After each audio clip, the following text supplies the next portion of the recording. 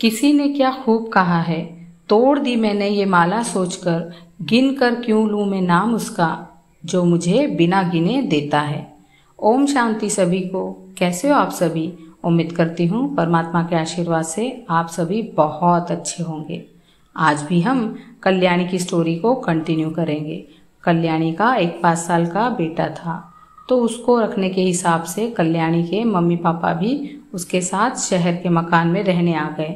कल्याणी सुबह से ड्यूटी जाती और शाम को घर आती, तो उसका बेटा खुशी खुशी अपनी मम्मी का रास्ता देखता और मम्मी के आने पर अपनी मम्मी के गले लगकर अपनी खुशी जाहिर करता। ऐसे ही परमात्मा के साये में कल्याणी का समय खुशी खुशी बीत रहा था। एक दिन सुबह सुबह 3 से 4 बजे के आसपास की बात है। कुछ समय बाद कल्याणी उठकर मेडिटेशन करती। ये उसका रूटीन बन चुका था।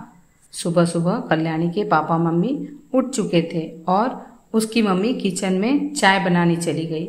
अब कल्याणी और उसका बेटा बेड पर सोए हुए थे और उनके पापा कुछ ही दूरी पर चेयर पर बैठे बैठे मोबाइल देख रहे थे।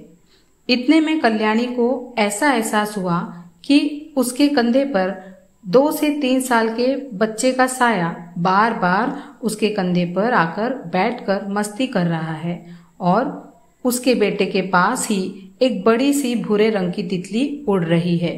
कल्याणी को ऐसा एहसास हो रहा था कि यह कोई साया है, तो उसने मन ही मन बाबा को याद करके मन ही मन मैं मास्टर सर्वशक्तिमान हूँ ये अफर्मेशन 7 बार बोला और जैसे ही अफर्मेशन बोला तो वो साया गायब हो जाता।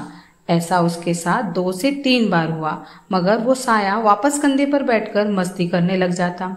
तो फिर उसने मन में बाबा को बोला कि बाबा ऐसा क्यों हो रहा है, जब भी मैं अफर्मेशन यूज करती हूँ तो वो साया गायब हो जाता है और अगले ही पल वापस महसूस होता है। तब उसे इंट्यूशन हुआ, जैसे बाबा ने उससे कहा कि इस अफर्मेशन को बोलते बोलते उस समय तितली को फूंक मार दो तो वो साया गायब हो जाएगा। कल्याणी ने ऐसा ही किया और ऐसा करते ही वह साया गायब भी हो गया। इस कहानी से हमें यह सीख मिलती है कि हम परमात्मा को जब अपने घर का सदस्य बना लेते हैं तो हर पल ही हम उनसे अपनी हर बात शेयर करने लग जाते हैं। उस परमात्मा का सिमरन हम हर पल करने लग जाते हैं। तब नींद में भी हमें उसी की याद आती है और यह पॉसिबल होता है अच्छी सोच से और मेडिटेशन करने से। ओम शांति।